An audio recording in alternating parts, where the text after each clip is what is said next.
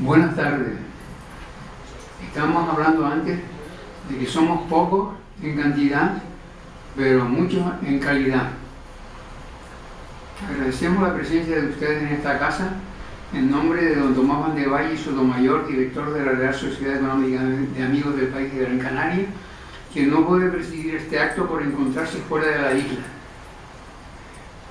Y agradecemos también, naturalmente, la presencia del conferenciante don Manuel Romero Hernández, quien se presenta al Parlamento de Canarias por el Partido Ciudadano, quien nos va a hablar dentro del ciclo de conferencias políticas contra la corrupción. Don Manuel es profesor titular de la Universidad de Las Palmas de Gran Canaria en el Departamento de Análisis Económico Aplicado, doctor en Ciencias Políticas y Empresariales, máster en Economía del Transporte por la Universidad Carlos III de Madrid, en colaboración con la Universidad de Leeds, experto en la evaluación de proyectos en políticas de inversión y análisis de riesgos, y en Economía del Bienestar y recursos energéticos naturales. Al final de la conferencia se abrirá un turno de preguntas y sin más preámbulos cedo la palabra al conferenciante.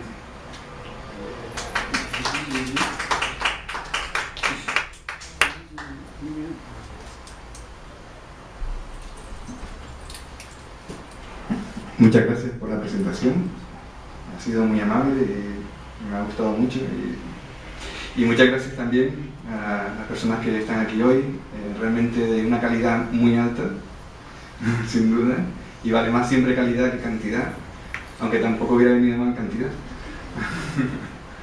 Pero bueno, publicaremos también un artículo sobre esta conferencia también, que considero que es fundamental que los ciudadanos empiecen a escuchar también la vinculación que existe entre casi sería mejor que nos sentáramos todos aquí en el centro y yo lo explicara, porque con esta barrera, con esta distancia tan larga, pero bueno, está bien interesante. Esta semana he estado hablando en varios medios de comunicación sobre la vinculación que existe entre el nivel de democracia de un país y el nivel de riqueza económica de ese país. De hecho, hay muchos países que son muy ricos en recursos naturales, pero que son muy pobres en democracia y finalmente terminan siendo muy pobres.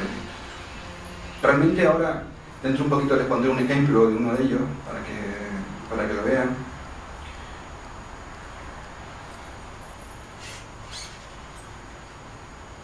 Empezaremos comentando que básicamente la corrupción es solo una consecuencia de la politización de las instituciones públicas en las que vivimos, ¿no? En los países, diferentes países. La cuestión que yo he ido planteando también esta semana en los diferentes medios de comunicación es si todo el abanico de propuestas políticas que hacen los diferentes partidos, que están haciendo los diferentes partidos en estas elecciones autonómicas y las que harán también los partidos en las próximas elecciones generales también, son propuestas que van a tener éxito por sí mismas, o si realmente hace falta algo más, además de haber diseñado políticas buenas, políticas positivas, políticas satisfactorias. Y lo que vamos a descubrir hoy es que sí que hace falta algo más. Y lo que hace falta es democracia. Lo que hace falta es representatividad de los ciudadanos en las instituciones públicas. Si no hay representatividad de los ciudadanos en las instituciones públicas, por muy buenas políticas públicas que hayan propuestas por todos los países, por todos los partidos políticos, incluido el mío también, estará sesgado ese crecimiento económico, esa generación de bienestar social. Muchas personas dicen, es que el sistema no funciona. Hay muchas personas que dicen eso, muchos ciudadanos lo dicen, y realmente lo que están queriendo decir tiene en parte verdad. Hay algo que no está funcionando en el sistema. Hay algo que es lo que nos está llevando a un nivel de desigualdad muy alto, creciente, además a nivel mundial, no solamente en nuestro país, sino a nivel mundial. Precisamente ayer me reuní con un representante de Oxfam que básicamente es una ONG que lucha a nivel mundial contra la desigualdad. Y la desigualdad crece constantemente en todo el país, en todo el mundo entero, en todo nuestro planeta. Básicamente cada vez los países más ricos tratan de ganar posiciones frente a los países más pobres y consumir más sus recursos. Eso es de dentro hacia afuera. Desde dentro los países consumen recursos de otros. Pero dentro de los países también, las clases más ricas también se van imponiendo sus criterios y van acaparando más riqueza y van generando más desigualdad también dentro de un país. Esta pregunta es una pregunta que determina que un país sea pobre o rico. Es una pregunta que se plantean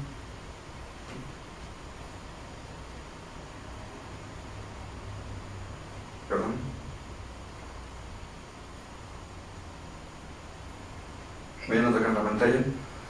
Es una pregunta que se plantea realmente Acemoglu y Robinson, Darren Acemoglu y James Robinson. ¿Por qué fracasan los países? ¿Qué es lo que determina que un país sea rico o pobre? Y básicamente la respuesta que dan en su libro es que es la que adelanté antes.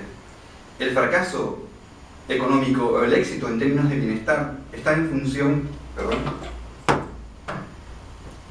Es que los medios son un poco... Paciente.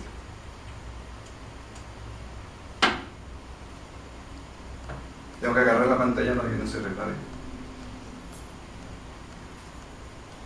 Está en función, el éxito o el fracaso de un país, como dije, está en función de su nivel de democracia, del nivel de representatividad de sus ciudadanos. ¿Quieres pegar? No, está bien, yo procuro mantenerlo aquí para que no se caiga. Gracias. Por tanto, la pregunta que deberíamos hacernos es si realmente en nuestro país rigen los principios básicos de libertad, todos tenemos igualdad de oportunidades, todos somos solidarios, ¿estamos unidos realmente? Esa es la pregunta que deberíamos plantearnos.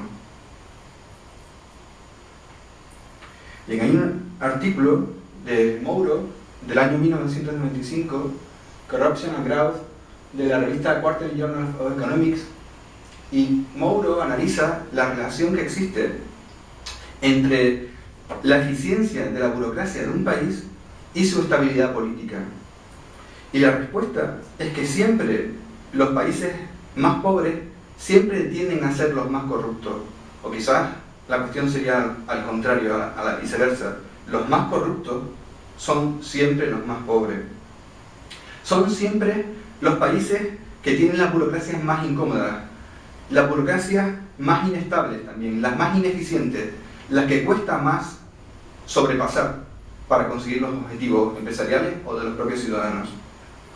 Y lo que demuestra también Mouro en su artículo es que existe una relación negativa entre corrupción e inversión de un país. Es decir, cuanto más corrupción, menor nivel de inversión y como consecuencia de eso, menor crecimiento económico, menor empleo, menores ingresos para las administraciones públicas, peores servicios públicos, peores políticas redistributivas. En definitiva, mayor desigualdad. Además, la corrupción genera falta de confianza en la sociedad, en los ciudadanos, en las empresas, y eso también alimenta la economía sumergida en nuestro país. Finalmente, la corrupción también daña la imagen de un país y por tanto limita la capacidad de inversión extranjera en los países más corruptos. Ya eso lo sabemos todos. Una de las grandes limitaciones que tiene África en inversión precisamente es el nivel de corrupción tan alto. Se genera mucha inseguridad jurídica para las empresas que están limitando también las inversiones extranjeras y por tanto el desarrollo también de África, ¿no? Países africanos. Este es el gráfico que he extraído directamente del artículo de Mouro. En el eje de ordenada, que es el eje vertical,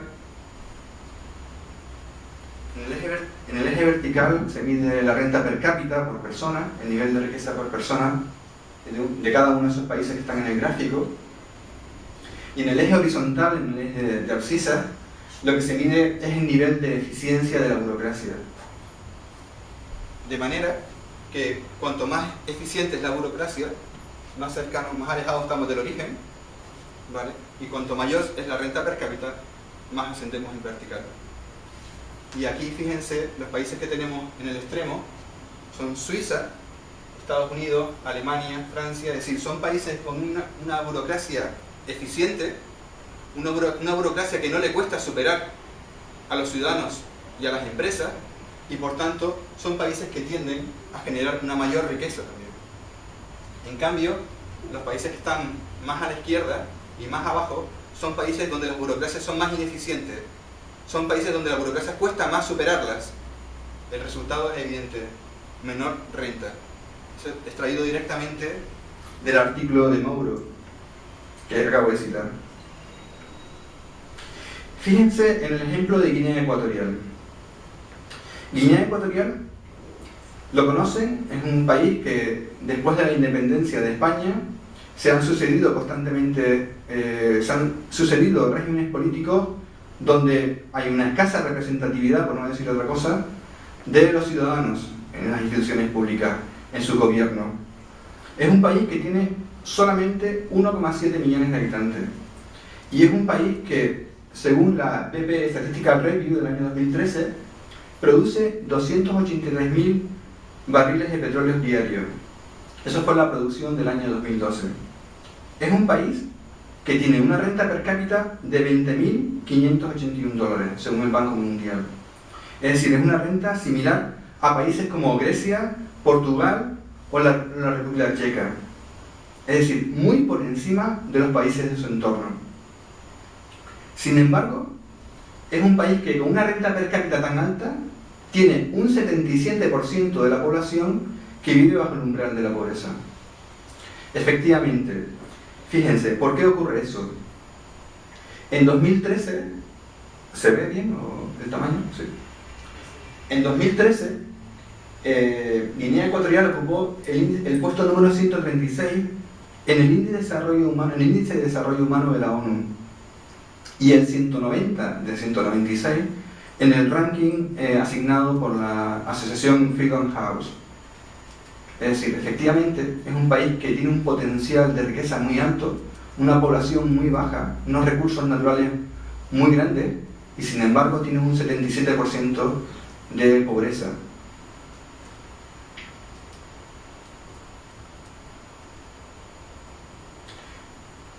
Acemoglu y Robinson, en su libro Why Nation Fails, ¿por qué fracasan los países?, citan que los países crecen en bienestar social cuando sus instituciones son inclusivas y democráticas. ¿Qué quiere decir inclusivas? Quiere decir que en sus instituciones están representados los ciudadanos de ese país. Cuanto mayor representación hay, más inclusivas son las instituciones. Por tanto, como analizan ellos en su libro, cuanto mayor representatividad, cuanto mayor democracia hay en un país, mayor bienestar social. La razón es porque la riqueza se reparte de manera más igualitaria y, en definitiva, porque se crean más oportunidades para todos los ciudadanos de ese país. Sin embargo, cuando lo que Acemoglu y Robinson llaman élites extractivas, básicamente son grupos de poder que se reúnen en torno al poder político, a los políticos, cuando son muy fuertes y en definitiva también cuando sus intereses particulares no están alineados con los intereses comunes de los ciudadanos, en ese momento empiezan a aparecer los problemas de representatividad y problemas de pobreza en los países. Hay un elemento que es interesante y es que se generan clases sociales que no son permeables. Se favorece la desigualdad. ¿Qué quiere decir las clases sociales que no son permeables? El ejemplo que citaba el otro día cuando hablaba sobre este tema es que vivimos particularmente en España una situación donde hay muchas familias que hacen esfuerzos muy importantes por procurar un mejor futuro para sus hijos, destinando una parte muy importante de su renta para la formación de sus hijos, y sin embargo sus hijos no consiguen acceder a mejores puestos de trabajo, a mejores posiciones en la sociedad. Y eso porque hay diferentes capas que no son permeables. Las personas que viven en clases sociales más bajas, en nuestro país cuesta mucho ascender a un nivel social más alto. Y la razón es porque en nuestro país funcionan mucho las relaciones sociales para contratar a las personas, para ubicarse en buenos puestos de trabajo, en buenos puestos en la sociedad. En nuestro país funcionan las relaciones sociales, no la meritocracia. No importa cuál sea tu currículum, tu experiencia, importa quién eres, de qué familia eres. Eso lo oí el otro día. ¿De qué familia eres? Eso es lo que está pasando en nuestro país. Y eso también es lo que está arrastrándonos al nivel de desigualdad que tenemos.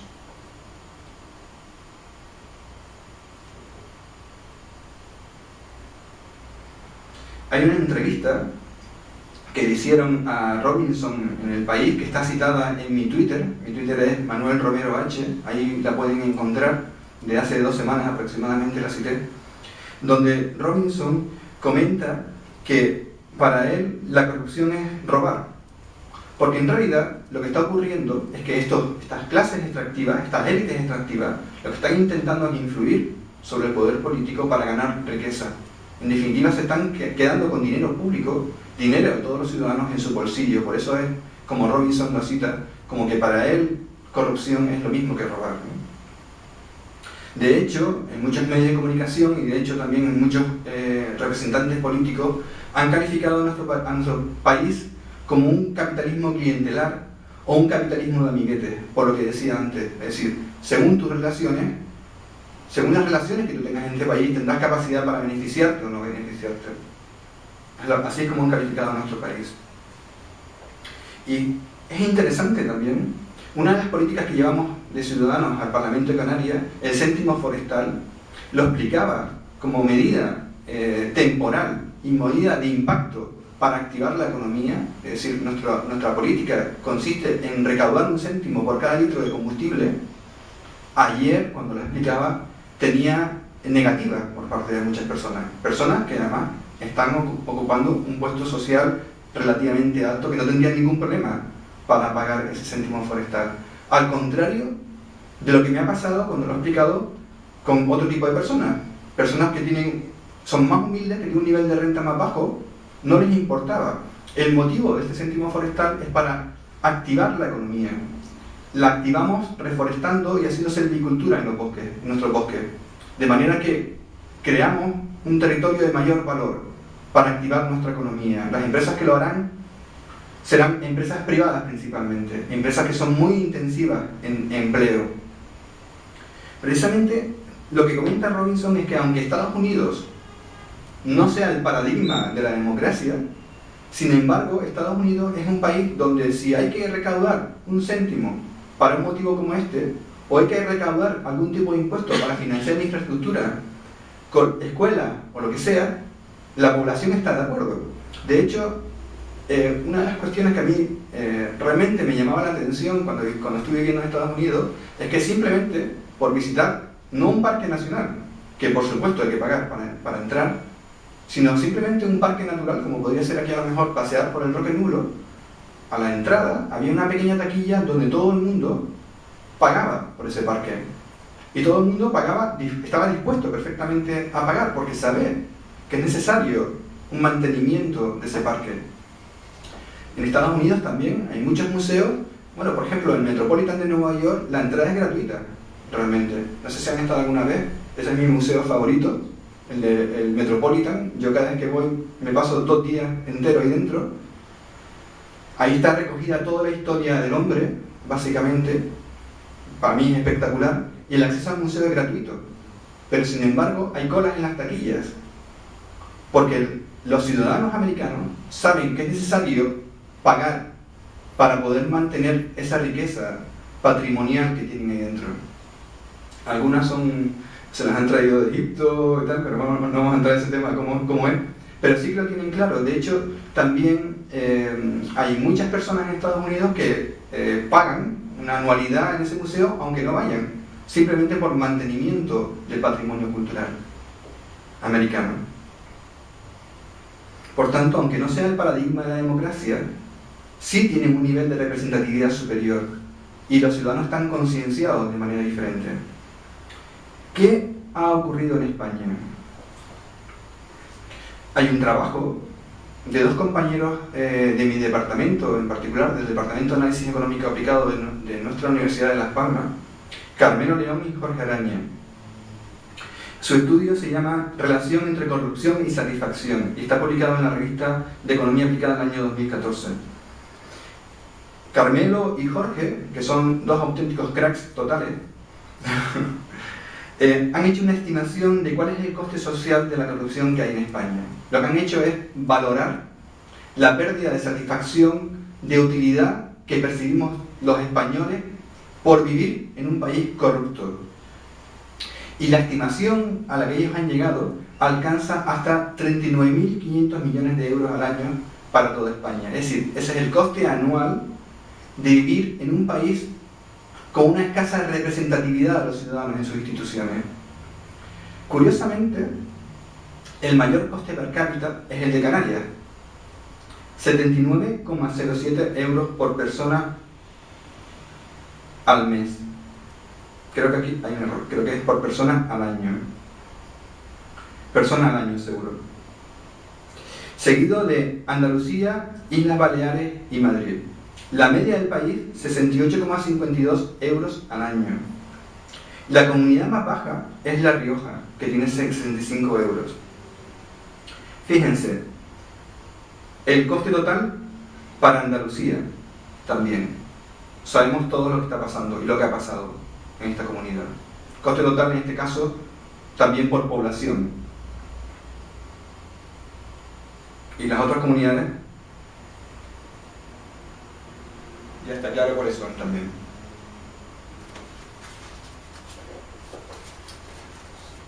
Un poco de agua.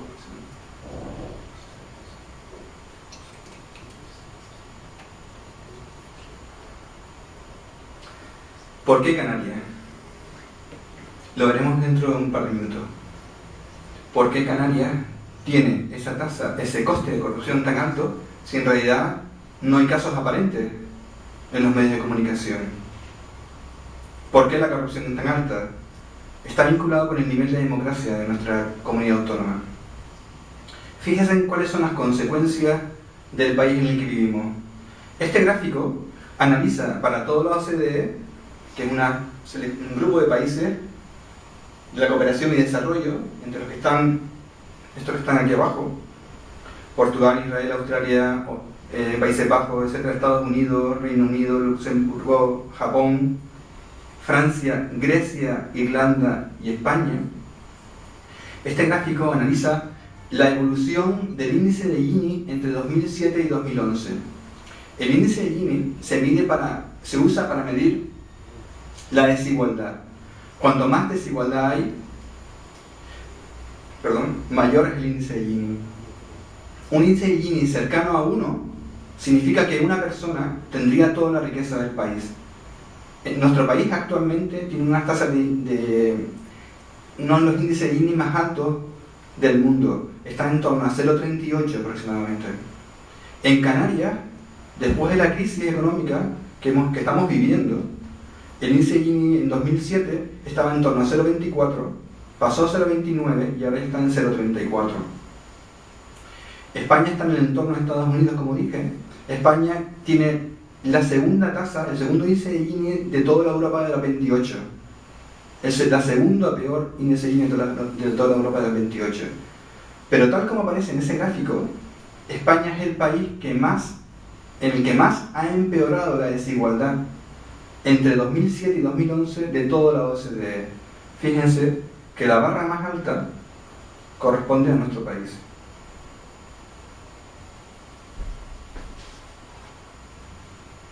Y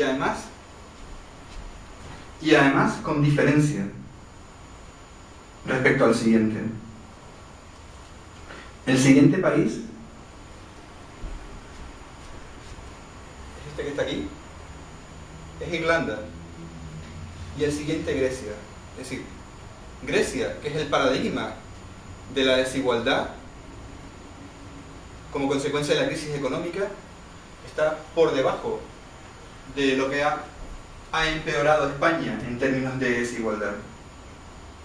La barrita roja significa qué ocurre con el índice de Gini, qué ocurre con el índice que mide la desigualdad en los países después de que se hayan aplicado impuestos. Básicamente los impuestos directos son impuestos que sirven para redistribuir la riqueza y corregir la desigualdad. Algunos países se quedan con una barrita roja muy cercana al origen. Quiere decir que aunque originalmente, antes de impuestos, había mucha desigualdad, después de aplicar políticas públicas en esos países, esa desigualdad se ha corregido. Sin embargo, seguimos estando en nuestro país en una posición muy alta. Esto es antes de la aplicación de los impuestos, con la renta ganada por el índice, por la renta ganada por los españoles, y esto es después de la aplicación del impuesto. De nuevo, incluso después de la aplicación de impuestos, no hay ningún otro país de la OCDE donde haya un índice Gini tan alto. Bien, Víctor Lapuente es un especialista en corrupción en España, tiene su blog victorlapuente.wordpress.com, yo también tengo el mío, manuelromerohernandez.wordpress.com, y también un muy buen blog, muy interesante.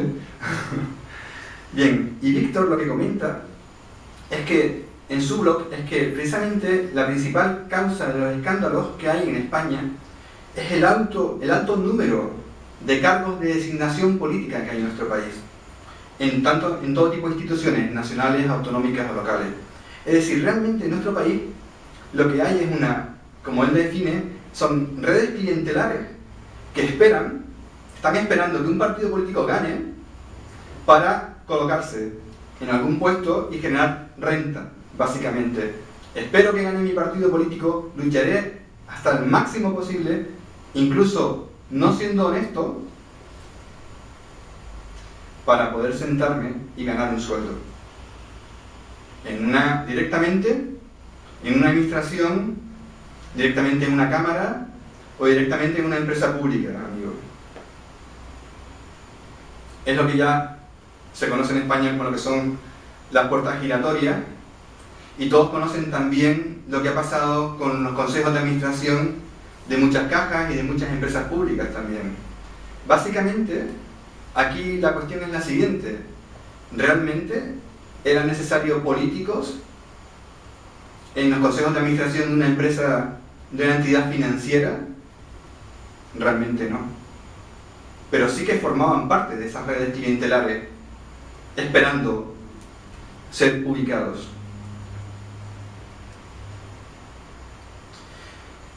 ¿Qué hicieron los americanos cuando se encontraron con este problema a final del siglo XIX, principio del siglo XX? Empezaron a corregir sus instituciones. Mantuvieron a los políticos dentro del poder legislativo. Eso es muy importante. Los representantes políticos, como le llamo yo, prefiero llamarle representante político que político, porque político está vinculado a una profesión. Y representante político significa que en un momento del tiempo un ciudadano ha decidido participar en política para aportar a la sociedad.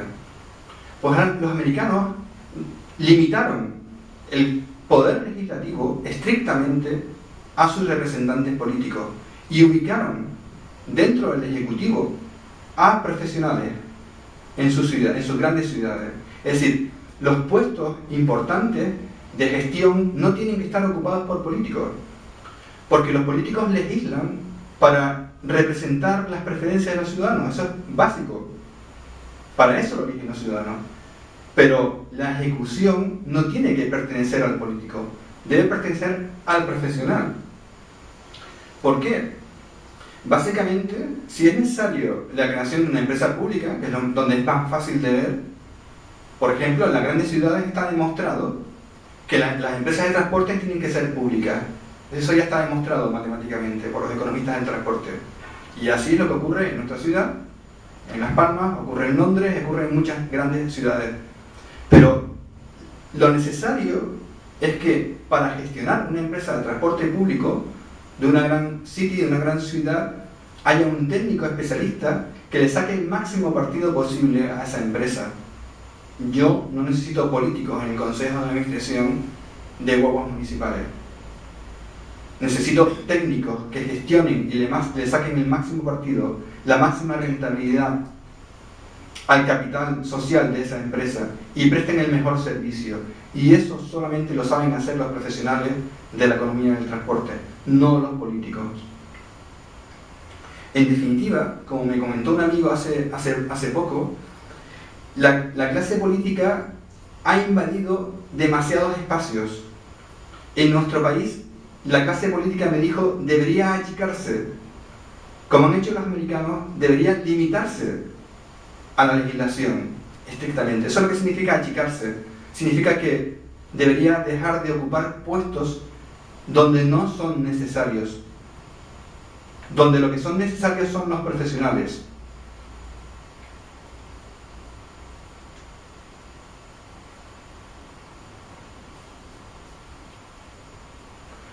¿Por qué Canarias tiene el coste por persona de corrupción más alto de toda España? 79 euros.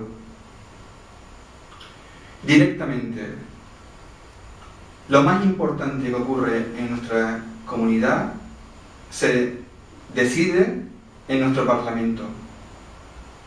Nuestra institución se compone, se estructura a partir de una ley electoral que es muy estricta, muy injusta además. ¿Saben cómo es esa ley electoral? Me imagino. Esa ley electoral establece una barrera del 30% por isla. Quiere decir que los votos de una isla para un partido político solo cuentan cuando se ha superado la barrera del 30%. Es cierto, hay una segunda barrera que es la barrera autonómica. Es decir, si un partido político no supera ese 30%, tiene acceso al 6%. Lo que me preguntaba esta mañana en una entrevista de radio es qué es lo que va a pasar después de las elecciones. Porque ahora hay 6 partidos en esta isla, en particular en Gran Canaria, que se están disputando principalmente acceso al Parlamento. Entre ellos, nuestro honroso Partido Ciudadanos. Claro, 6 partidos toca a algo más del 15%. ¿Qué partido político llegará al 30%? ¿Qué ocurrirá después de las elecciones? Seguramente ya los grandes partidos políticos, que se lo voy a decir, Coalición Canaria, PP y PSOE, que hasta ahora no han firmado el Pacto por la Democracia. Ese pacto lo que establecía es un pacto que sí que hemos firmado nosotros, ciudadanos, y que sí llevamos en nuestro programa político.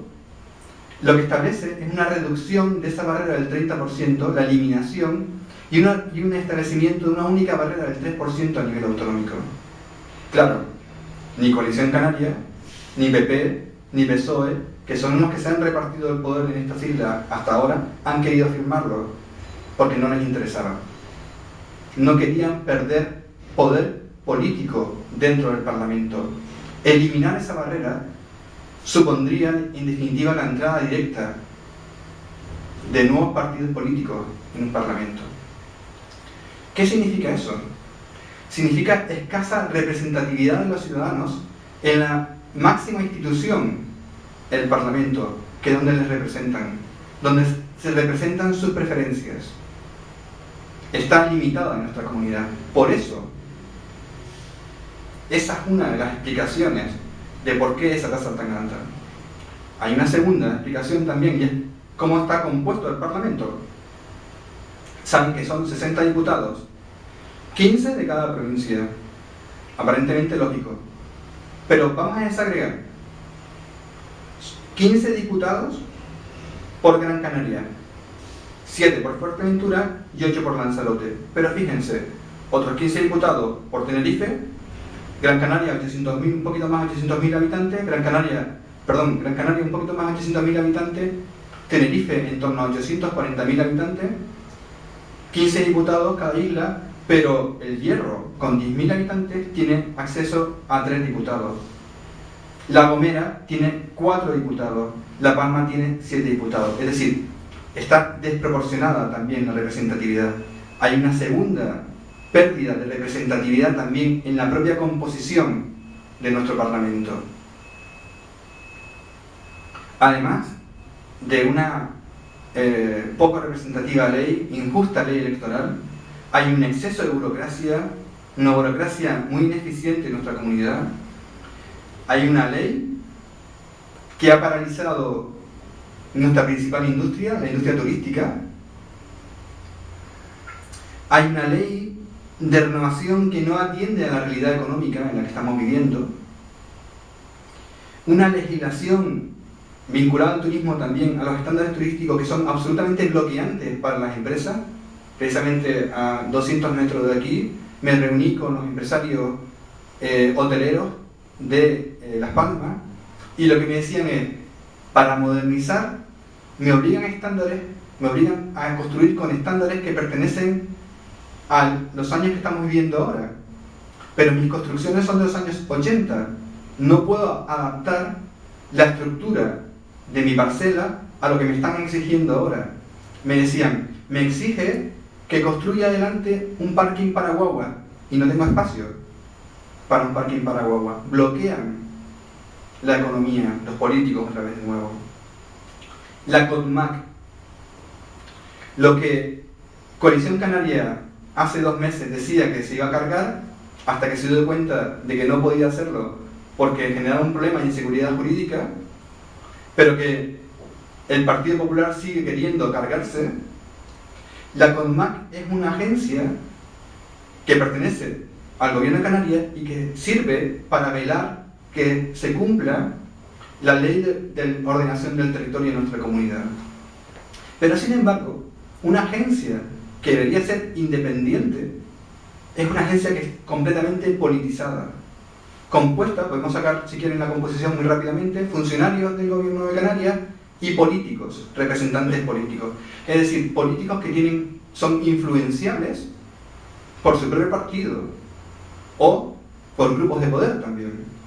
Y están realizando una función que es de asesoramiento, no una función legislativa. La función legislativa quedó en el momento en el que se definió la ley de ordenación del territorio. Ahora lo que sería necesario, serían expertos en territorio, expertos jurídicos que digan si esos proyectos que se están presentando cumplen o no cumplen con la ley de ordenación del territorio. Realmente lo que está ocurriendo es todo lo contrario. De nuevo, politización de agencias, politización de instituciones donde no deberían estar los políticos. Finalmente, también algo por lo que me han preguntado mucho, los pactos. Esa es la pregunta del millón. ¿Con qué partido va a pactar Ciudadanos? Respuesta, no pactamos. Nuestra propuesta es que gobierne el partido más votado. Pero eso no es posible. Sí es posible.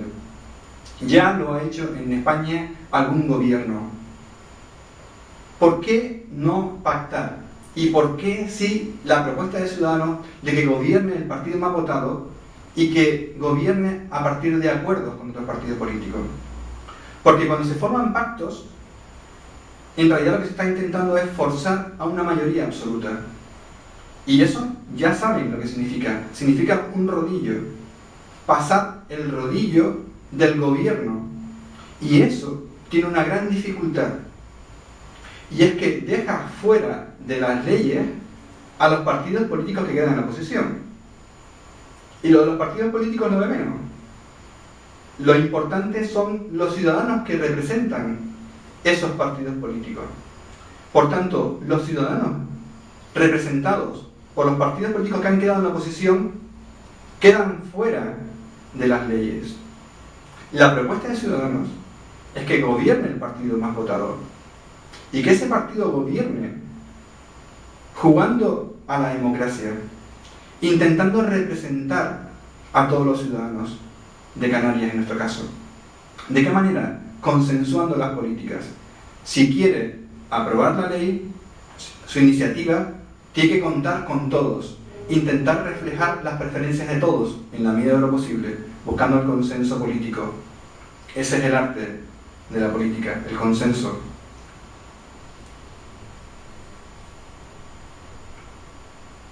¿Qué propone Ciudadanos para Canarias? Por supuesto, no eliminar la CONMAC, crearía inseguridad jurídica de las empresas, despolitizarla por completo, es decir, diseñarla, construirla a partir de expertos independientes. Los tenemos en Canarias, hay muchos. De hecho, ya hubo un periodo de tiempo en que fue así. Reducir la barrera de acceso al Parlamento de Canarias, como ya comenté, al 3%. Y también mejorar la representatividad, es decir, no solamente vale con reducir la barrera, porque eso no corrige el peso de la elección de los diputados. Las islas pequeñas tienen un volumen de población del 17%, y las islas pequeñas, con un volumen de población del 17%, están eligiendo el 50% de la Cámara. Por tanto, muy poca representatividad. Ciudadanos, dentro de lo que es el Pacto por la Democracia en Canarias, que como dije, no ha firmado ni Coalición Canaria, ni PSOE, ni PP, y esto no es una crítica, es una realidad, propone elevar ese número de diputados de 60 a 68, sumando 4 diputados más por cada una de las islas de mayor población, 4 para Tenerife y 4 para Gran Canaria. Evidentemente no lo corrige completamente, pero mejora ligeramente esa representatividad. Como muchas veces comento, yo me gustan mucho los problemas de optimización matemática, y los problemas de optimización matemática, la clave es el vector de dirección. ¿No, Daniel? El vector de dirección es la clave. El vector de dirección en matemáticas te indica hacia dónde tenemos que movernos. Desde el momento en que das un paso en esa dirección, ya estás mejorando. Esto es un pequeño paso de mejorar la representatividad de los ciudadanos.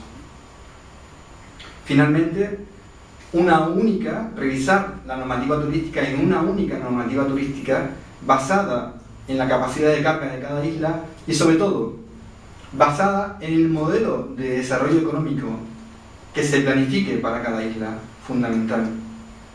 Y otra pieza que llevamos en nuestro programa es la evaluación socioeconómica de grandes inversiones y políticas públicas. ¿Por qué? Porque esa es otra mala costumbre, otro mal hábito de nuestro país, pero también de nuestra comunidad. Y es que se construyen carreteras o se construyen puertos para garantizar equilibrios políticos. Es decir, no te preocupes, yo te construyo una carretera en el norte y así dejo contento a los del norte y tengo sus votos. Te construyo una carretera en esta isla pequeña, aunque no sea necesaria, porque claro, estoy construyendo una carretera, mira qué importante soy. No. ¿Cuál es el problema de eso? Con eso se está malgastando el dinero público, porque se están ejecutando políticas públicas, se están ejecutando infraestructuras, que es donde más dinero se gasta, sin una justificación racional de esas inversiones. Nosotros proponemos desde la evaluación socioeconómica que se ejecuten solamente las políticas necesarias y que se ejecuten además las más necesarias. Con eso se evita el derroche de recursos públicos, con eso va a sobrar dinero para otro tipo de políticas necesarias, las que ustedes ya conocen ya. Los acuerdos políticos ya lo expliqué antes, la diferencia entre un acuerdo y un pacto, ¿no? Bueno, y finalmente, estas son las 10 propuestas políticas que proponen Ciudadanos a nivel nacional. Separar de inmediato de cualquier cargo público o de partido a imputados por corrupción política hasta la resolución completa del procedimiento judicial. Esa es la primera. La segunda, la responsabilidad patrimonial subsidiaria de los partidos políticos en caso de corrupción de sus cargos políticos. Apartar de cualquier cargo público o de partido a todo representante que haya falsificado o engañado en relación a su currículum o a su cualificación profesional o académica. Prohibir que las empresas hagan donaciones a los partidos. Interesante. Algunos juegan con ventaja aquí. El punto de partida es que algunos tienen dinero de sobra para empapelar toda la ciudad y otros no tenemos. Pero el efecto es el contrario. El efecto es de hartazgo de los ciudadanos de que los sometan a este tipo de presión. Pero es un elemento interesante. algunos partidos políticos no tenemos tantos medios económicos para financiarnos. Tenemos muchas más dificultades para hacernos visibles a los ciudadanos. Y eso habrá que cambiarlo también tarde o temprano. Prohibir las donaciones por parte de presidentes, consejeros delegados u otros directivos que representen directa o indirecta en la gestión de contratos con administración. Prohibir las condonaciones de los créditos bancarios a los partidos políticos. A nosotros, los ciudadanos, nadie nos condona ninguna deuda. A los partidos políticos sí les han condonado deudas en algún momento del tiempo. Tipificar el delito de financiación ilegal de partidos políticos en el Código Penal. Obligar a los partidos a publicar en su página web sus reglamentos, estatutos, cuentas, ingresos y gastos electorales, presupuestos y procedimientos de control interno. Exigir a los partidos la creación de un órgano interno anticorrupción. Y finalmente, lo que hemos hecho en nuestro partido, elegir a los candidatos mediante un sistema de elecciones primarias. Y muchas gracias.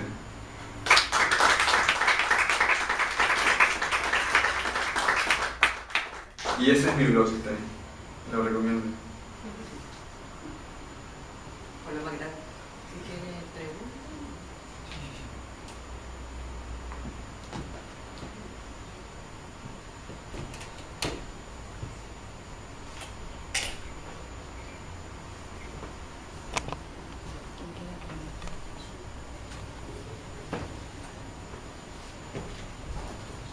Después de la magnífica disertación de don Manuel,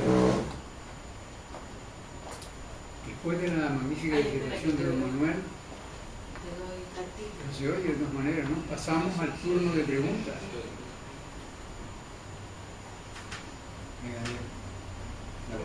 Sí, bueno, dos cuestiones, hay más, pero bueno. Vale. Primero, el otro día leí en el periódico un tema del tren que va desde Las Palmas hacia el sur, ya que eres especialista en transporte. ¿Qué opinas de eso? Y segundo, con el tema de la corrupción, yo creo que lo que más sabe son los políticos, ¿no? Pero dado que en España hay una economía sumergida de un 25% del PIB, más o menos, estimado, yo creo que es un problema más de base que no de quien esté en el poder, porque nos asombramos con los políticos, pero después nosotros, si tenemos un contrato y nos pueden pagar en negro, decimos que sí. Si podemos evitar pagar impuestos, decimos que sí. Entonces, nos asombramos con lo que hacen los políticos, que claro, el dinero es mucho más, de una dimensión mucho mayor, pero al fin y al cabo es la población, porque un 25% de la economía sumergida dice mucho del país. Entonces yo creo que la base es la educación. Cómo cambiar, hacer un gran pacto con la educación, y sobre todo en Canarias, que es uno de los peores sistemas educativos que hay. Bueno, en relación a la primera... No sé si... Bueno, ahora sí. La primera pregunta sobre el tren de Gran Canaria. Te voy a contar una pequeña historia. Que de refilón nos enteramos en el 2004 que el Cabildo de Gran Canaria iba a sacar a concurso la evaluación del tren, en ese momento. Uno de los autores que está en este libro, Ginés de Rus, fue quien en ese momento nos invitó a un grupo de investigadores a formar un equipo para evaluarlo. Formamos un equipo potente, muy potente, de economistas del transporte, de ingenieros de la universidad, catedráticos, de catedráticos de arquitectura también, y nos presentamos al concurso que convocó el Cabildo en el 2004. Y lo perdimos contra una consultora de Barcelona. Lamentable. O sea, imposible. Con la formación que teníamos todos, el potencial de nuestro equipo, que una consultora, que es muy digno, pudiera superar, digamos, por calidad nuestra oferta. Y no una cuestión económica, sino una cuestión de potencial, digamos, investigador, de potencial resolutivo de ese proyecto. Además, teníamos mucha más experiencia, incluso también en evaluación socioeconómica, que la propia consultora, que básicamente hacía había realizado proyectos de infraestructura de transporte, pero no de evaluación socioeconómica, ¿vale? En mi caso en particular, mi tesis doctoral fue sobre evaluación socioeconómica, y Ginés también en particular tenía ya muchas publicaciones en este tema también. Bueno, finalmente conseguimos financiación privada para evaluar el tren.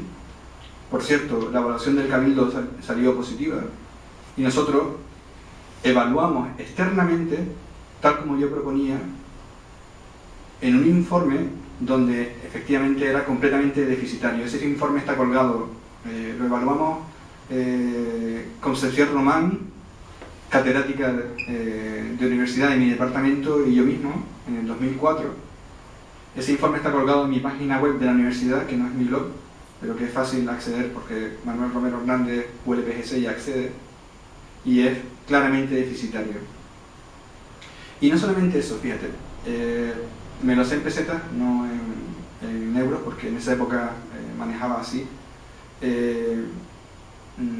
El proyecto que hay ahora del tren, que es diferente al que nosotros evaluamos, el que hay ahora es de 150.000 millones de pesetas.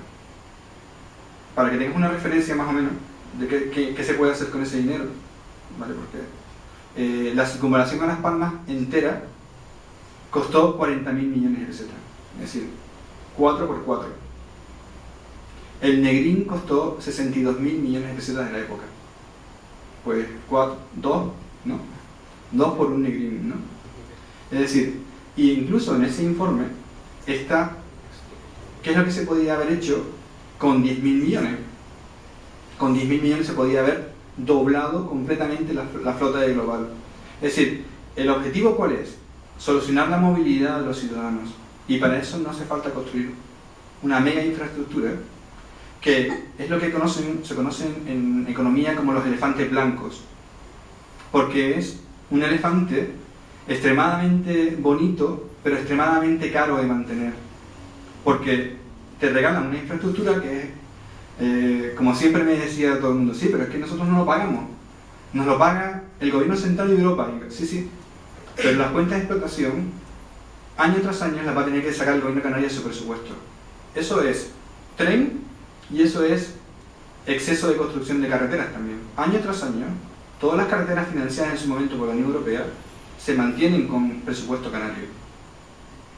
Por tanto, eso es lo que planteaba antes. Transparencia, evaluación socioeconómica, que fue lo que hicimos para el tren, que fue lo que yo hice con mi tesis doctoral para la circunvalación de Las Palmas. Transparencia económica, racionalidad en el gasto público, austeridad en el gasto público, que es diferente que recorte. Austeridad significa se invierte donde es más rentable para la sociedad. Recorte es cortar por lo sano en todo. Se pierden muchas oportunidades de bienestar social. Y la segunda pregunta está muy vinculada, evidentemente, con la falta de democracia en nuestro país, que en muchos contratos públicos ya están a dedo señalados quién va a ser el ganador. Por tanto, lo que planteaba antes, cuando hay muchas élites extractivas, hay muy pocas oportunidades para los ciudadanos. Si realmente hubiera más transparencia en los concursos públicos, por ejemplo, habría más oportunidades de que más ciudadanos o más empresas pudieran acceder a la riqueza. Y también hay otro elemento que es interesante, que bajo mi criterio está influyendo mucho en la economía sumergida, y son los altos costes fijos que se pagan a la hora de iniciar una actividad económica. Está claro, la cuota de la seguridad social en España es la segunda más alta de toda Europa, y eso es un coste fijo que se paga sí o sí, independientemente de cuándo son tus ingresos el primer mes. Daniel es alumno de la Facultad de Economía. Sí, estaba el primero. Has dicho que costó 40.000 euros la circunvalación, ¿no? 40.000 millones de euros. 40.000, que costó 62.000 el hospital Dr. Negrín. Sí. Vale. Si un hotel grande, una inversión hotelera, son 50 millones de euros,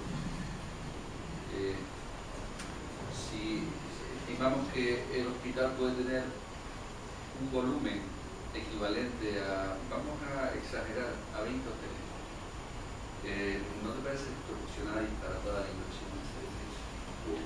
Y después la segunda pregunta es, como imagino que te parecerá desproporcionada y disparatada, ¿puede estar relacionado que el señor Boni pidiera la nacionalidad mexicana precisamente por ese despilfarro oculto y tapado por los medios de comunicación? Empiezo por la segunda. Desconozco ese tema por completo. No le puedo responder, porque no me manejo en ese mundo. Es público y notorio. Sí, pero yo no manejo esa información, no, lo siento, pero no la manejo, sinceramente, de verdad. No me estoy reservando nada, sino que no manejo esa información, por eso no puedo contestar. Y la primera parte, volvemos otra vez a lo mismo. Precisamente a mis alumnos de clase, me niego a que en clase usen el creo que, sino que las afirmaciones que se dan en clase tienen que estar justificadas siempre. Y eso les cuesta a ellos casi un mes asumirlo, que en clase no se puede usar el creo que no sé qué. Entonces, aquí yo tampoco voy a usar el creo que. ¿Qué tendría que haber? Pues para poder justificar un hospital de 62.000 millones de euros, de pesetas, tendría que haber habido previamente una evaluación socioeconómica que lo justifique y que justifique ese gasto, y entonces no habría ningún problema. Ahora mismo, que es lo que proponemos nosotros también en nuestro programa electoral, una página web, la podemos abrir con conexión a internet y podríamos ver claramente por qué se ha construido ese hospital, cuáles son los beneficios que tenía, y se puede hacer también con un hospital, no solamente con una cartera, también se puede hacer con un hospital, básicamente. Es una cuestión de ahorro de vidas, ahorro de tiempo también de las personas que están en listas de espera, ahorro de coste sanitario, porque cuando una persona está mucho tiempo en lista de espera, al final también lo que se hace es aumentar el coste de las intervenciones en la atención sanitaria. Le damos al botón, abrimos la página y vemos cuál es la evaluación socioeconómica de esa inversión. Y además, para eliminar cualquier tipo de disputas insularistas, veríamos por qué se ha ejecutado un hospital en una isla y no en otra, cuando a lo mejor habían dos hospitales que estaban disputándose por la financiación. Porque la que aporta mayor rentabilidad es el primero. Y así es como se deben tomar las decisiones en políticas públicas, de manera racional. No sé si contesta también. Julio. Antes comentó, hablando de lo del céntimo forestal, que en Estados Unidos hablaba de la conciencia, ¿no? Y, o sea, yo también viví allí y efectivamente no tiene absolutamente nada que ver la conciencia que existe en esa sociedad a la que nosotros tenemos aquí. Yo, por ejemplo, aquí en España también viví en Andalucía, donde de hecho vivía en la judería en Córdoba, donde levantaba una baldosa y encontraba un montón de riqueza, y allí los chiquillos jugaban al fútbol y rompían ese patrimonio porque no hay conciencia. Entonces, ¿cómo se va a instaurar ese tipo de conciencia en una sociedad española que no cuida sus cosas? Pues con mucha paciencia, en primer lugar. Eso no se va a conseguir de un día para otro. Con educación, eso es clave, fundamental. Usar todos los medios disponibles para informar a la población de cuáles son sus derechos, de cuáles son sus privilegios, nuestro patrimonio, por ejemplo. Pero básicamente es una cuestión de educación también. Y también una cuestión de riqueza también. Es decir, habitualmente también las personas, cuando van adquiriendo cierto nivel de riqueza, se van empezando a preocupar por otro tipo de cosas.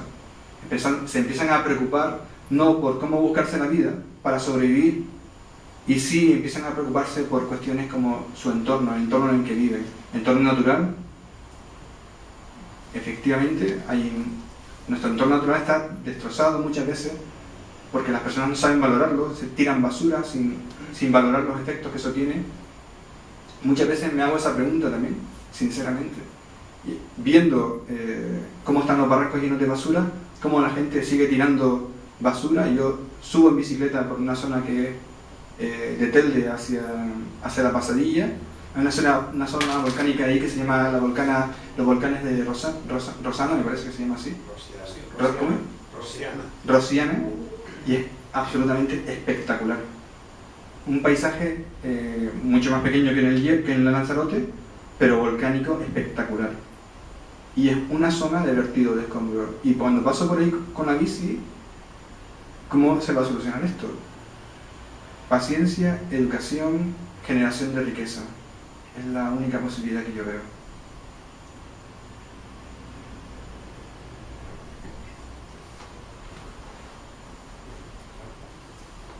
Con respecto en relación con una pregunta que hizo el caballero, estamos acostumbrados a que Ciudadanos propone que haya una rentabilidad socioeconómica antes de realizar una inversión. Pero, ¿qué opina Ciudadanos sobre lo siguiente?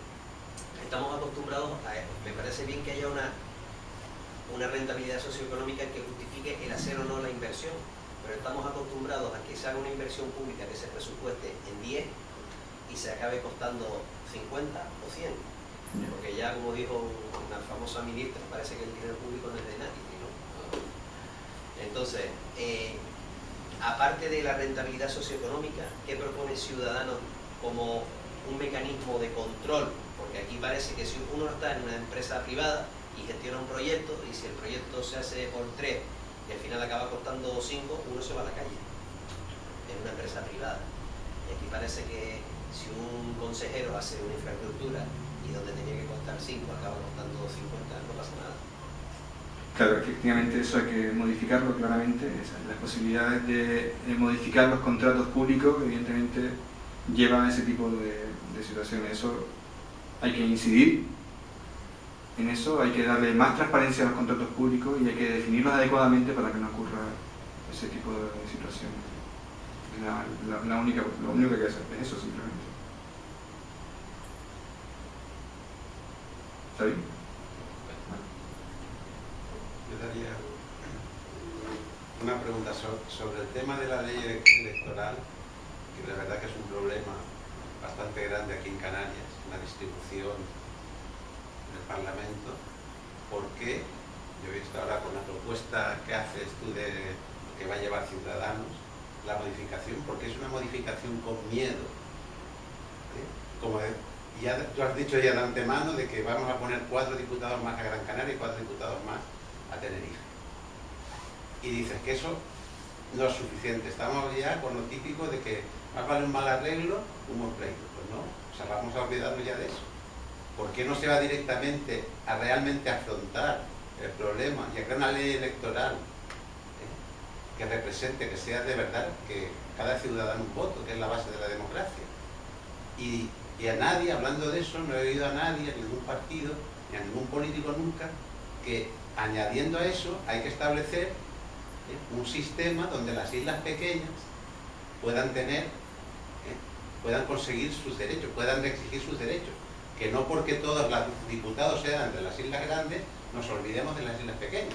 Las islas pequeñas hoy en día consiguen todo lo que han conseguido de carreteras, de que La Gomera tenga mejores carreteras que Gran Canaria, y eso es cierto.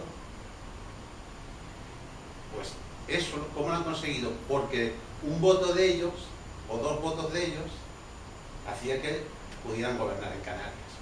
Coalición Canaria, en este caso, que es la que más tiempo lleva.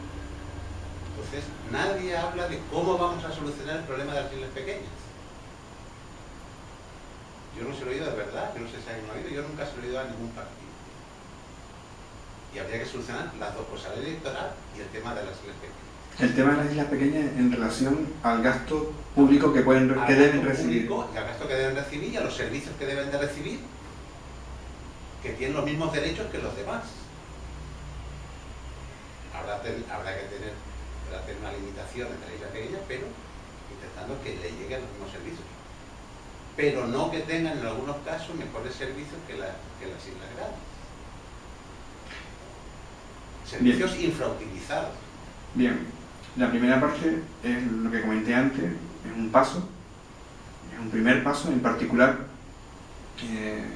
ya Ciudadanos firmó ese pacto por la democracia que se decidió entre una serie de partidos políticos. Creo que es una buena iniciativa también, es el primer paso, y creo que puede estar bien, digamos, porque evidentemente tienen que cambiar también muchas otras cosas para que no se vean perjudicados los ciudadanos de las islas pequeñas, ¿no? Porque si no, efectivamente, se pueden ver perjudicados también, porque si no hay un exceso también, podría haber un exceso también de poder, de concentración de los políticos que representan las islas mayores, ¿no? Y hacia dónde se debe tender, ¿no? Y de nuevo, puede resultar un poco pesado, pero una de las soluciones también está en utilizar el análisis de rentabilidad para decidir grandes infraestructuras. Es decir, si realmente La Gomera necesita una carretera, eso va a cantar en una evaluación socioeconómica. Va a salir ahí claramente. Mire, hace falta una carretera porque esta carretera es extremadamente peligrosa, tiene un nivel de accidentes muy alto, está muy mal diseñada, lleva un tiempo muy alto de desplazamiento, por tanto es necesario. Bien, vamos a demostrarlo, queda demostrado, por tanto se construye en La Gomera. Y eso es una buena manera también de equilibrar, sobre todo estos grandes gastos públicos, que son, digamos, los atractivos, ¿no? Políticamente, ¿no? Porque son muy atractivos políticamente. Y también porque vivimos en una economía que está muy dependiente de la construcción, ¿no? Es decir, construye y por tanto generas empleo y por tanto soy un buen político porque genera mucho empleo a partir de la construcción, ¿no? Por tanto, yo creo que está bien, es un paso moderado, porque también hay que solventar otras cosas, ¿no? Es decir, entre ellas, por ejemplo, la transparencia en el gasto, ¿no? Que es lo que lleva, transparencia y racionalidad en el gasto, ¿no? Es el primer paso, yo lo veo así también. Añadiendo a lo que tú dices, a la transparencia en el gasto y al control del gasto y al control de lo que ha hablado de la economía sumergida. O sea, ¿hay alguna propuesta clara y real y convencido de que efectivamente cómo se puede controlar la economía sumergida? Pues es muy fácil, o sea, eso ya te lo dice, yo no tengo que creer. Eso es muy sencillo, simplemente poniendo los mismos medios que pueda tener Alemania, Inglaterra, Francia. Perfecto. O sea, que es multiplicar ahora lo que podía ser la inspección de Hacienda, multiplicar los efectivos por 2,5 por 3, para estar a los niveles de Alemania, Francia y Holanda. Pues Holanda y Reino Unido. Esa una ahí. Crear una auténtica policía fiscal, que iría acompañada de la educación en la calle. O sea, igual que un guardia, porque él dice que el coche está mal aparcado, porque dice que tú ya no llevabas el cinturón puesto, eso a mí se te pone la multa, y hay que creérselo y se confía en el guardia, que el 99% de las veces será verdad, alguna vez podrá tener un desliz, pero el 99% de las veces, y si tú lo pillas que el guardia efectivamente está multado porque le ha dado la gana, dan los medios para poder ir contra él. Porque no existe una policía fiscal en los mismos términos. Que si un fontanero te dice que es la factura con IVA o sin IVA, entonces para la policía fiscal es muy fácil. Vamos a ver, fontanero, yo quiero que me hagas una con IVA o sin IVA. Con IVA o sin IVA, ¿qué me has dicho? Automáticamente saco la receta y te has dicho sin IVA. Esto te va a costar de entrada 1.000 euros ya, para empezar. A partir de ahí vamos a seguir adelante. Voy a la consulta del médico y la policía fiscal se sienta en la consulta. Y cuando sale el paciente, oye, a ver, sale por factura, que no te ha dado factura. Multa al paciente y al médico. O sea, todo eso acompañado de una educación y que se van a adoptar esas medidas. Y que ese policía, porque hoy en día un inspector de Hacienda no puede hacer eso. La respuesta para eso, mira. La respuesta para eso está clara. Y te digo la segunda, para el control de lo otro es, se tiene intención de crear un cuerpo que, vamos, unos funcionarios que están totalmente defenestrados, que son los de la intervención del Estado. Los interventores están totalmente defenestrados. Y en su momento fue un cuerpo que controló bastante el gasto público, dio bastantes informes que después no le hicieron ni caso. Informes que después pasaron por el Tribunal de Cuentas y al Tribunal de Cuentas tampoco le hacen caso. Entonces, de verdad se tiene voluntad política de solucionar esos temas, de que efectivamente los interventores vuelvan a servir para lo que sirvieron en su momento y que el Tribunal de Cuentas de verdad sirve para lo que tenga que servir y que puede imputar directamente a los responsables. Y cuando un Tribunal de Cuentas o un interventor dice que este fulano o este personaje, sea funcionario, sea político, ha incumplido la normativa, automáticamente se abra un proceso judicial. Claro, añadir también, aparte de esto, habría que añadir también que habría que duplicar a lo mejor los jueces para que el país pudiera funcionar. Bueno, Eso es sobre el tema de corrupción. La respuesta a la primera parte la tengo. Y la respuesta está aquí. Porque estas son las libretas donde yo tomo nota de lo que me dicen los ciudadanos, lo que me dicen los empresarios. Y aquí voy tomando nota de todo. Porque mi idea es que las políticas tienen que representar siempre las preferencias de los ciudadanos. Por tanto, yo tengo una memoria buena, sobre todo por los números, pero mi memoria necesito plasmarla aquí. Y aquí voy guardando todo. Por ejemplo, lo que me acabas de comentar. Y lo que me comentaste hace ya más de 2 meses, 3 meses sobre los inspectores, en su momento tomé nota y eso está ya dentro de nuestro programa electoral. A nivel autonómico, para la Agencia Tributaria Canaria hay una propuesta de dotación para elevar el número de personas que trabajan en la agencia tributaria y por tanto que facilite también ese aspecto de la fiscalización. Por eso está aquí en la libreta ya. Y acabo de anotar lo que me acabas de decir también ahora. 2 preguntas y media. Venga. La primera era sobre lo que has comentado, el tema de que tendría que gobernar siempre la lista más votada. Eso en principio no va en contra de lo que propone Ciudadanos a nivel nacional de la regeneración. Por ponerte un ejemplo, lo que ocurre en Andalucía, 3 votaciones, se ha votado que no, siendo claramente la lista más votada. O sea, el hecho de ser la lista más votada de por sí justifica que, no digo que se apoye la formación de un gobierno, sino que se facilite la formación de un gobierno. No tiene que haber más cosas, o en caso de que no ocurran más cosas por esa lista más votada, ir a nuevas elecciones o incluso apoyar a la segunda lista más votada si acepta las condiciones de la regeneración. Muy bien. La segunda es sobre lo que has comentado del impuesto a los combustibles para algo de la reforestación o algo de eso. Céntimo forestal. Eso. Recaudación de 1 céntimo a partir de 1 litro de combustible. Eso no es ineficiente en términos económicos, en plan, algo como la gasolina que se usa en cualquier ámbito de la economía, sea para el transporte, sea para la generación de energía, en algo como la reforestación, que, o sea, ¿hay algún análisis o algo que demuestre que no es ineficiente? Porque a mí 1 céntimo en algo como la energía que consume todo el mundo, sea para coger una guagua municipal o un avión o para la generación de energía, me parece que es ineficiente. Y la tercera, la segunda mitad es los impuestos que controla el gobierno autonómico.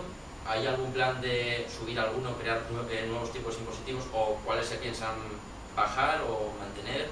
¿O planes sobre elegir, de mantenerlo, bajarlo, subirlo? Vale. Lo que sí hay es una propuesta de armonización del impuesto de sucesiones y donaciones, una propuesta de armonización fiscal para toda España, con un mínimo exento de 1 millón de euros. Precisamente las herencias cumplen también una función redistributiva de la riqueza. Sí, sí. O sea, eso hoy he leído una noticia, no sé si era Garicano o Albert Rivera en la COPE por la mañana, que lo ha explicado, el unificar el impuesto de sucesiones, armonizarlo a nivel nacional, pero lo que se recaudaría, o sea, las clases medias está claro que con el 1 millón de euros no se ven afectados, y si tú donas tu primera vivienda o negocio familiar, las clases medias no se ven afectadas. Pero no es una injusticia que lo que alguien se ha ganado, o sea, con el sudor de su frente, que igual ha tenido fortuna y ha tenido suerte de crear una riqueza a partir de nada. La redistribución de esa riqueza, que son 4 personas, o sea, hay muy poca gente que cumpla los requisitos, no es una injusticia. Yo creo que la cuestión es una cuestión técnica, quizá Vicente te la puede responder mucho mejor que yo, pero la cuestión es una cuestión de definir quién es el sujeto pasivo. ¿Vale? Y el sujeto pasivo es quien recibe esa renta. Por tanto, yo no veo ninguna injusticia en eso. Hay alguien que recibe una renta, por tanto genera un incremento de patrimonio. Si eliminas el impuesto de sucesiones, fíjate que los partidos políticos no hablan de eliminar el impuesto de sucesiones, sino de reducir a cero el tipo de gravamen, porque si le eliminara, crearías incremento de patrimonio, te grabarían por la renta. ¿No es así? Por tanto... Pero bueno, con el sistema actual, claro, se puede modificar todo. Sí, tú puedes modificar la ley también, puedes crear un exento de las herencias. Pero fíjate que si no es así, con la ley actual, si desaparece ese impuesto, por eso los partidos lo que llevan es a una reducción. Por eso yo lo tengo perfectamente claro. Hay un incremento de patrimonio claro y directo. El que trabajó fue la persona que te precedió a ti, o sea, tu antecesor. Fue el que trabajó, no tú, ¿vale? Vamos a sentarnos en ti. La persona que recibe la herencia no es el que trabajó. Trabajó otra persona. Bueno, es que hay veces en que unos reciben las herencias, no dan un palo de aire en su vida, un palo de agua en su vida. Entonces, ese es el tema, pero ese es un tema conceptual que no quiero entrar. Me has preguntado, esa es mi visión, por tanto, no. Y en relación al céntimo forestal, ni mucho menos ineficiente. Es decir, efectivamente, esto es un impuesto pigouviano directamente. Esto se explica en tercero de economía. El año que viene te lo hubiera explicado yo.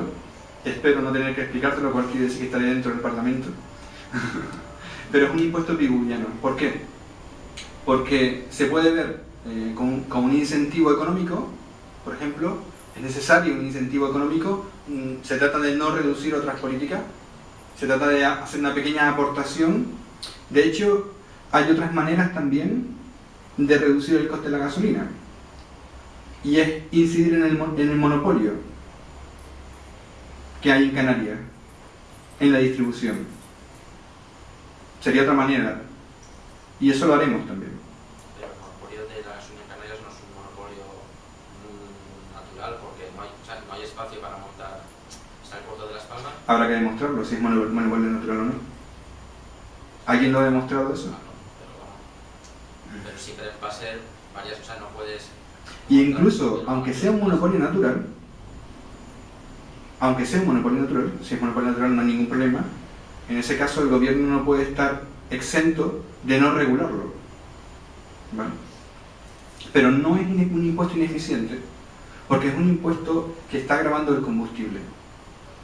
Es decir, la justificación puede venir por ahí también en el sentido de que efectivamente hay muchas externalidades vinculadas al combustible y por tanto es un impuesto pigouviano directamente. O sea, no genera ineficiencia, genera bienestar social sin duda. Porque grava una externalidad. Y las externalidades del consumo de combustible las conoce directamente. Vale. Y después la otra, la lista más votada. Claro, efectivamente. Debe gobernar el partido más votado. Pero eso no significa que pueda hacer lo que quiera. Es decir, efectivamente, yo propongo que gobierne el partido más votado, pero yo le daré mi voto cuando, digamos, esté dentro también de las preferencias de los ciudadanos que yo represento. Y los ciudadanos a mí me han votado para decir que yo no voy a llevar corruptos en mis listas.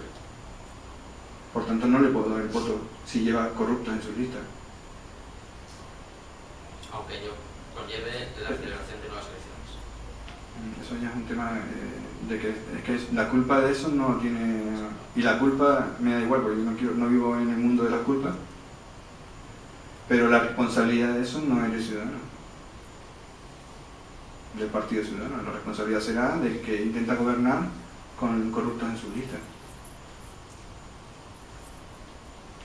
¿Usted, señora? Sí, gracias. No, yo quería agradecer pues, la explicación en el sentido que hay muchas cosas que se escapan, uno no se maneja siempre en el ámbito económico para nada. Yo formo parte del contexto social, soy trabajadora del gobierno de Canarias y sí puedo decir en nombre de muchos de mis compañeros que trabajamos allí la desolación que tenemos cada vez que vienen políticos nuevos con sus asesores que no tienen ni idea de lo que tienen que hacer, que nosotros tenemos una experiencia que podrá ser, a lo mejor no somos grandes talentos, pero sí tenemos el conocimiento de los años, de la experiencia, de saber aquello que funciona, aquello que puede ser bueno para los ciudadanos, porque nosotros estamos trabajando allí, porque nos educamos, porque tenemos una vocación social.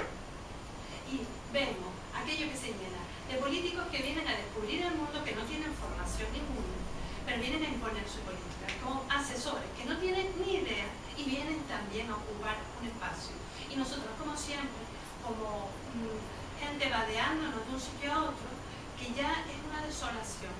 Y sobre todo porque somos continuamente personas que estamos contemplando la mayor parte de las veces políticas que van en contra de los ciudadanos, que se nos exige que sigamos esas pautas, que nosotros nos negamos en muchas ocasiones, que hay amenazas de apertura de expediente, porque es muy duro que te hablen y te digan que siempre la gente se mete con los trabajadores públicos, pero nadie sabe la intimidad de los trabajadores públicos.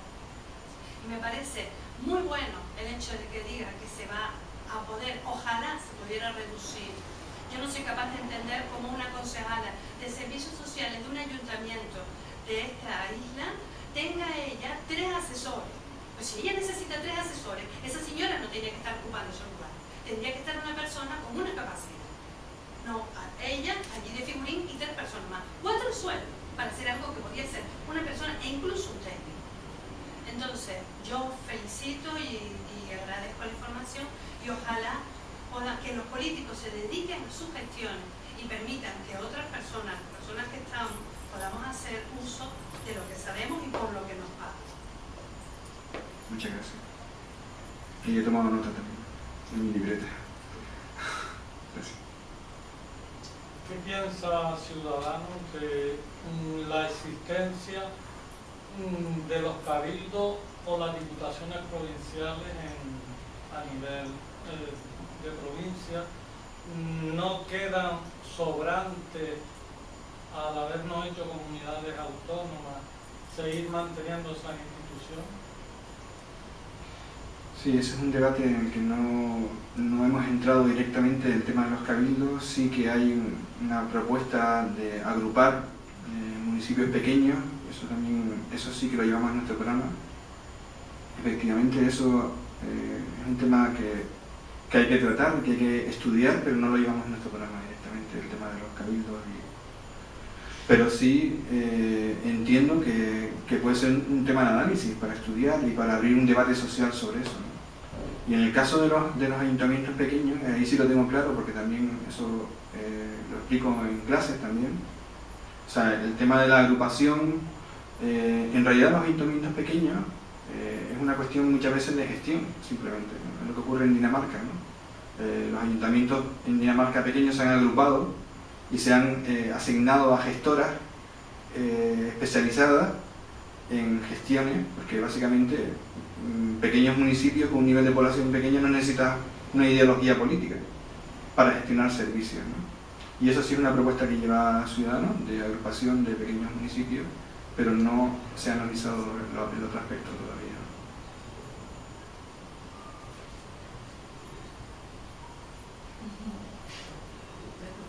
Sí. No, volviendo otra vez a lo de la ley electoral, se ha planteado Ciudadanos, dentro de esa propuesta de nueva ley electoral, la posibilidad de las listas abiertas, que yo creo que se solucionaría, eso quitaría por completo el problema. O sea, podría gobernar la lista mayoritaria y tendría el apoyo de otras listas, porque sabrían los políticos a nivel individual.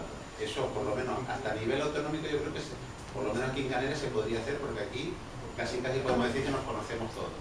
Se conoce la gente. Sí. Entonces, eso facilitaría la gobernabilidad que está proponiendo Ciudadanos. Está en la propuesta. De que la lista más votada pudiera... ¿Por qué? Porque cuando hubieran propuestas que en la calle los quiere la gente de la calle, los de otras listas apoyarían. No el partido a lo mejor, pero sí el diputado o el concejal lo apoyaría. ¿Por qué? Porque sabe que en la calle es lo que quiere la gente en la calle. Y sabe que a él le votan y le han votado a él. Le han votado al partido, pero también le han votado a él. Muy bien. Sí, hay una propuesta de listas abiertas. Ciudadanos propone a nivel nacional, hacer una propuesta que es 50% de la lista abierta, de la lista propuesta por el partido. Y esto es muy interesante también porque hay algunos en el sistema.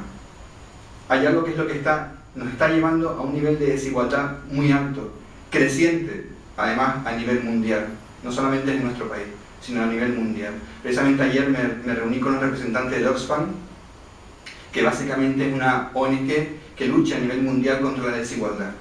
Y la desigualdad crece constantemente en todo el país, en todo el mundo entero, en todo nuestro planeta. Básicamente cada vez los países más ricos tratan de ganar posiciones frente a los países más pobres y consumir más sus recursos. Eso es de dentro hacia afuera. Desde dentro los países consumen recursos de otros. Pero dentro de los países también, las clases más ricas también se van imponiendo sus criterios y van acaparando más riqueza y van generando más desigualdad también dentro de un país. Esta pregunta es una pregunta que determina que un país sea pobre o rico. Es una pregunta que se plantean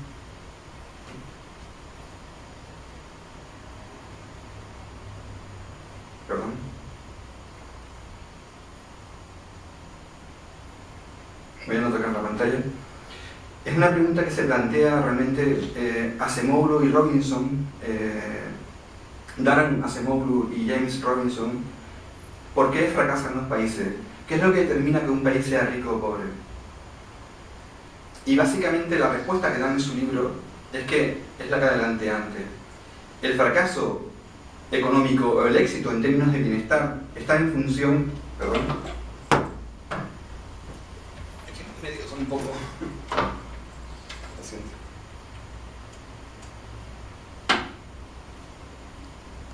Tengo que agarrar la pantalla para que no se repare.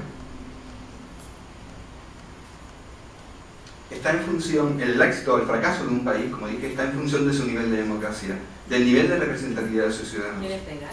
No, está bien, yo procuro mantenerlo aquí para que no se caiga. Gracias. Por tanto, la pregunta que deberíamos hacernos es si realmente en nuestro país rigen los principios básicos. Buenas tardes. Estábamos hablando antes de que somos pocos en cantidad, pero muchos en calidad. Agradecemos la presencia de ustedes en esta casa en nombre de don Tomás Van de Valle, Sotomayor, director de la Real Sociedad Económica de Amigos del País de Gran Canaria, quien no puede presidir este acto por encontrarse fuera de la isla. Y agradecemos también, naturalmente, la presencia del conferenciante don Manuel Romero Hernández, quien se presenta al Parlamento de Canarias por el Partido Ciudadano, quien nos va a hablar dentro del ciclo de conferencias políticas contra la corrupción. Don Manuel es profesor titular de la Universidad de Las Palmas de Gran Canaria en el Departamento de Análisis Económico Aplicado, doctor en Ciencias Políticas y Empresariales, máster en Economía del Transporte por la Universidad Carlos III de Madrid, en colaboración con la Universidad de Leeds, experto en la evaluación de proyectos en políticas de inversión y análisis de riesgos, y en economía del bienestar y recursos energéticos naturales. Al final de la conferencia se abrirá un turno de preguntas, y sin más preámbulos cedo la palabra al conferenciante.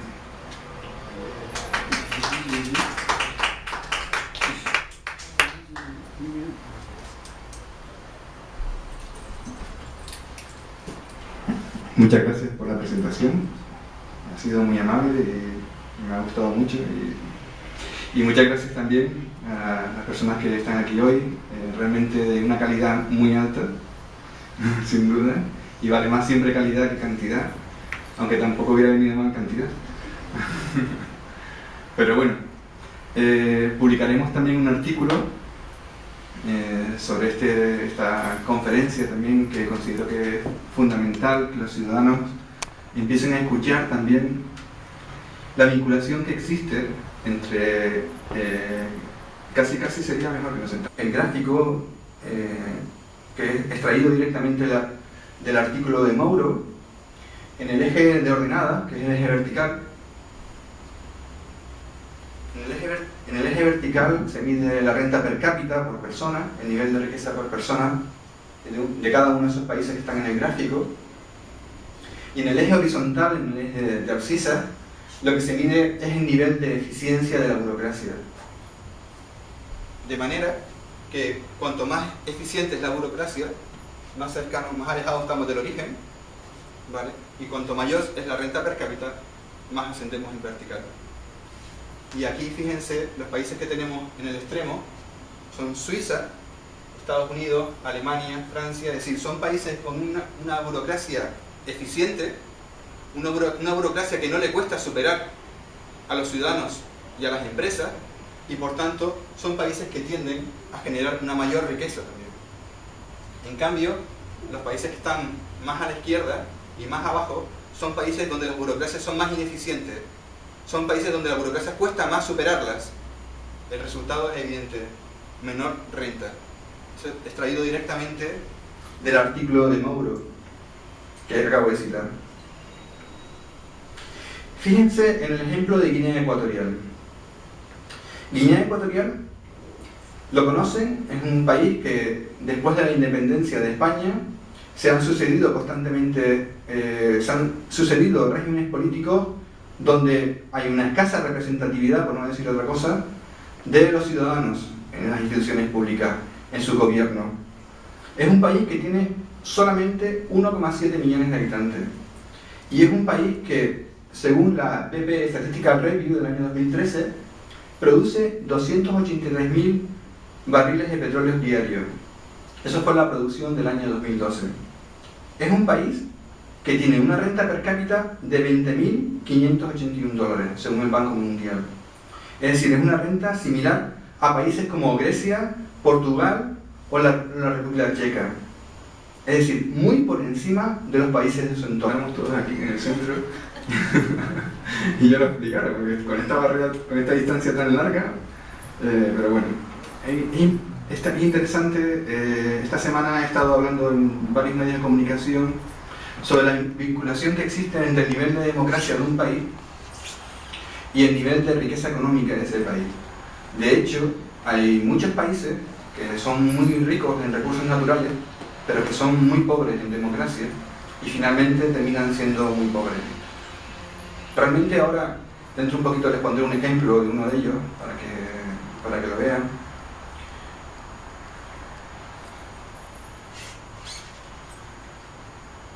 Empezaremos comentando que básicamente la corrupción es solo una consecuencia de la politización de las instituciones públicas en las que vivimos, ¿no? En los países, diferentes países. La cuestión que yo he ido planteando también esta semana en los diferentes medios de comunicación es si todo el abanico de propuestas políticas que hacen los diferentes partidos, que están haciendo los diferentes partidos en estas elecciones autonómicas y las que harán también los partidos en las próximas elecciones generales también, son propuestas que van a tener éxito por sí mismas, o si realmente hace falta algo más, además de haber diseñado políticas buenas, políticas positivas, políticas satisfactorias. Y lo que vamos a descubrir hoy es que sí que hace falta algo más. Y lo que hace falta es democracia. Lo que hace falta es representatividad de los ciudadanos en las instituciones públicas. Si no hay representatividad de los ciudadanos en las instituciones públicas, por muy buenas políticas públicas que haya propuestas por todos los países, por todos los partidos políticos, incluido el mío también, estará cercado ese crecimiento económico, esa generación de bienestar social. Muchas personas dicen, es que el sistema no funciona. Hay muchas personas que dicen eso, muchos ciudadanos lo dicen, y realmente lo que están queriendo decir tiene en parte verdad. Hay algo que no está funcionando de libertad, todos tenemos igualdad de oportunidades, todos somos solidarios, ¿estamos unidos realmente? Esa es la pregunta que deberíamos plantearnos.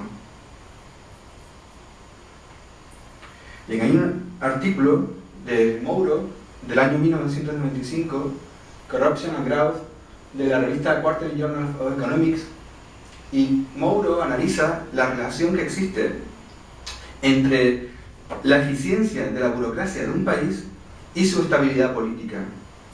Y la respuesta es que siempre los países más pobres siempre tienden a ser los más corruptos. O quizás la cuestión sería al contrario, a la viceversa. Los más corruptos son siempre los más pobres. Son siempre los países que tienen las burocracias más incómodas, las burocracias más inestables también, las más ineficientes, las que cuesta más sobrepasar para conseguir los objetivos empresariales o de los propios ciudadanos. Y lo que demuestra también Mouro en su artículo es que existe una relación negativa entre corrupción e inversión de un país. Es decir, cuanto más corrupción, menor nivel de inversión y como consecuencia de eso, menor crecimiento económico, menor empleo, menores ingresos para las administraciones públicas, peores servicios públicos, peores políticas redistributivas. En definitiva, mayor desigualdad. Además, la corrupción genera falta de confianza en la sociedad, en los ciudadanos, en las empresas, y eso también alimenta la economía sumergida en nuestro país.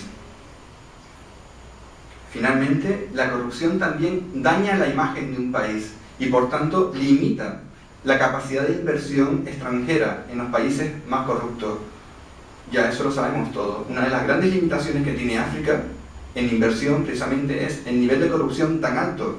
Se genera mucha inseguridad jurídica para las empresas que están limitando también las inversiones extranjeras y por tanto el desarrollo también de África, ¿no? Países africanos. Este es el